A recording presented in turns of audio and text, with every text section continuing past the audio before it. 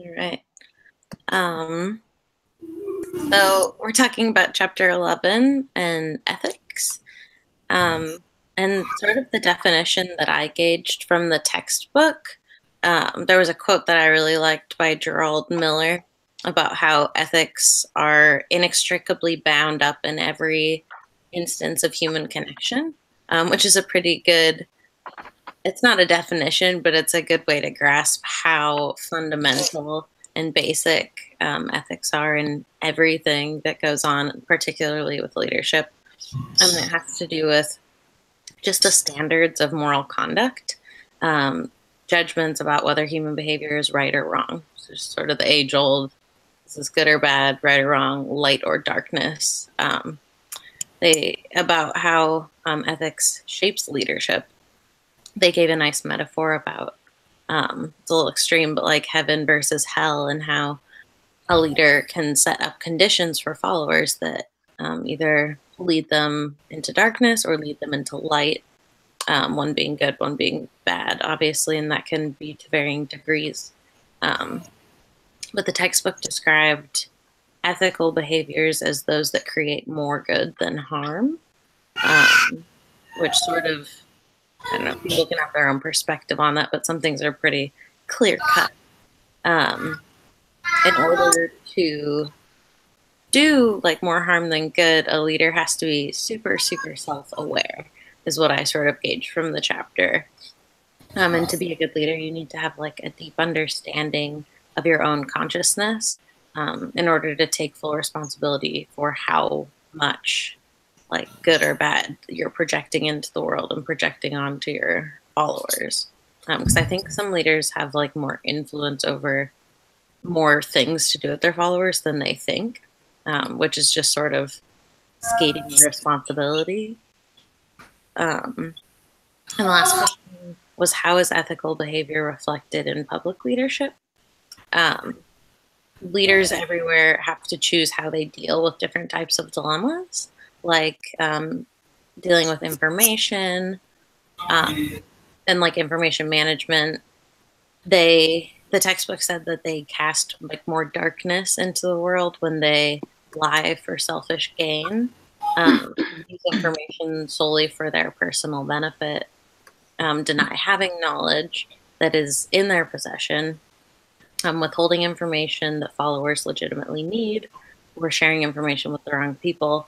And I couldn't help myself reading this chapter just thinking about our presidency and how, I don't know, each of these bullets, I've got a pretty good source for how things are in a pretty dark place right now. Responsibility was the next thing that, another issue that leaders have to deal with. And responsible leaders acknowledge and try to correct ethical problems and promote ethical standards and behaviors, kind of like paying off playboys and porn stars after extramarital affairs. That's definitely promoting ethical standards of behavior for our country as a whole. I could go on to other leadership standards, but I'm going to hand it over to Kathryn. What do you think about ethical behavior? I think they're wonderful. I think the standards are great.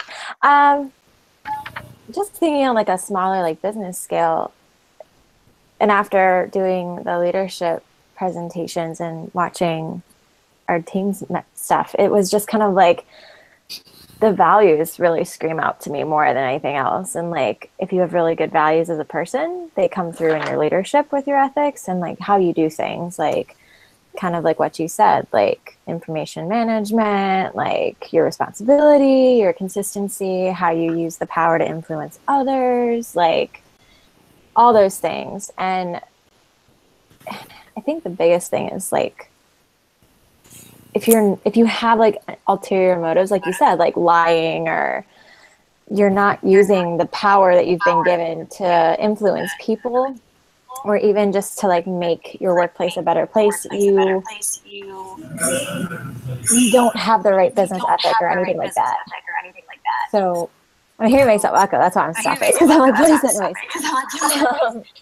But I think the values are the biggest part for me that I got out of the chapter was like, if you don't have good values as a person and you don't know yourself as a person, you can't lead other people. And you can't have like a really good work environment, and it'll be a really unstable place to work. So I think that's what I got out of the chapter. Really? Thank you. Jennifer. Okay, sorry, I muted it to try to make that better, but I didn't make that right. So hopefully you can hear me. So thinking about like defining what that looks like, it's decisions between right and wrong. You kind of talked about this earlier, but it's like I always kind of think about that. Cartoons where you've got like the angel on your shoulders and they're pulling in these different directions, and the ethical way would be the angel to tell you to do the right thing, and everything else that gets in the way that could potentially lead you in the wrong direction would be the other side of you. And then thinking about how it shapes a leader, really for me is just kind of trust.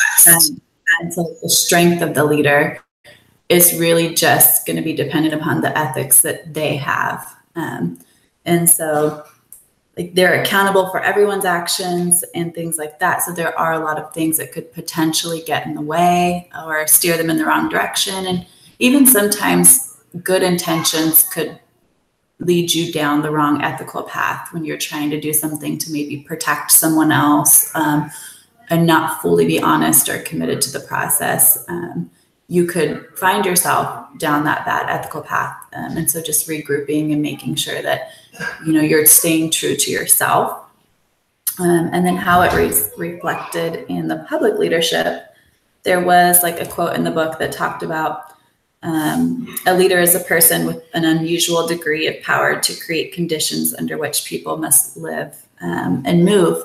And so for me, it's like such a powerful quote that you really have that responsibility. It really is about being a servant leader, and making sure that that's really what you want to do, is to serve the people that you're leading, because it is just about that trust. You need your people to have trust in you. You need to have trust in yourself that you're going to do the right thing and do the very best that you possibly can. And that's what I got. Awesome. Anna. All right. So on reading this chapter, I actually found the part that kind of stuck out to me the most was being an ethical leader, but also how to be an ethical follower. And that kind of stuck out in my brain a lot. And we learned that the ethics is having a moral sense of what's right and wrong and doing the right thing, and making sure that it benefits more people than it harms, basically. And I think kind of what it all comes down to is altruism, having concern for others be your main concern when it comes to being a leader. And as a follower, making sure that you're holding those same standards. And there is a section where they're talking about having the courage to challenge the leader, or the courage to leave if the situation is bad. Or they're talking about, how having protection for whistleblowers, when somebody is doing something corrupt, to make sure that person is protected. And the courage to participate in transformation, how being able to acknowledge that you're not perfect, and that, like all of us, we all have things we have to work on. And if we can't acknowledge that, then there's no way that we're ever going to improve. So kind of like what Brittney was saying, is having that self-realization, like the understanding about yourself that you can improve and you can help others improve. And that if you're not completely invested in your followers, then like if you're just focusing on your own goals and like using your job as a stepping stone just to get to the next place, you're never 100% going to be there and really caring about your followers.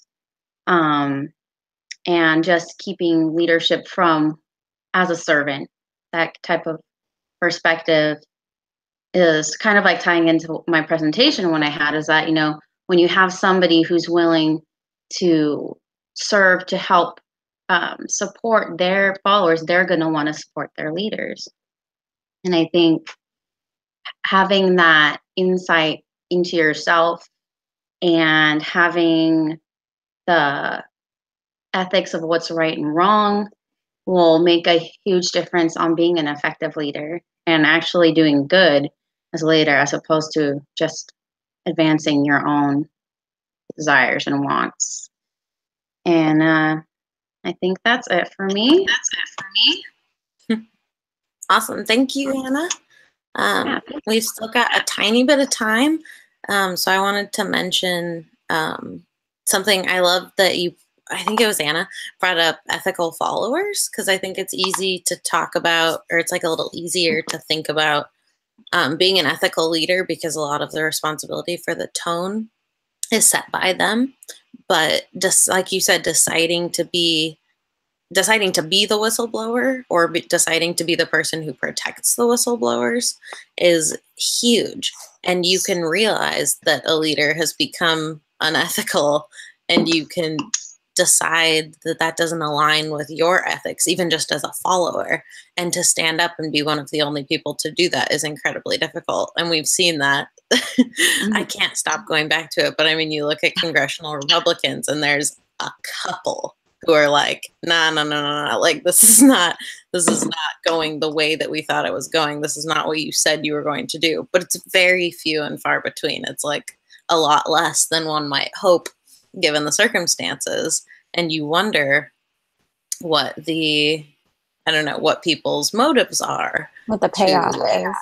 Yeah, what is the payoff to whistle when you clearly are like, this does not align with anything that we say that we align ourselves with. Right. But you must be gaining something if you're choosing to not blow that whistle. So yeah, I don't know. I like thinking about it from follower and leadership perspective. That's really interesting. Because sometimes I think it's harder to be an ethical follower sometimes. Especially if you don't have the leadership to set an example. I think we've all been there, where you have to stand up and you're like, I really don't want to, because this is hard and it's awkward, but this isn't right. But in turn, then, does that like help you become a leader if you're a follower? Totally. Yeah. I think so. Alrighty, guys. Well, I think this was a great discussion. We are good on time. Thanks, guys. Yeah. All right. And I'll see you next week.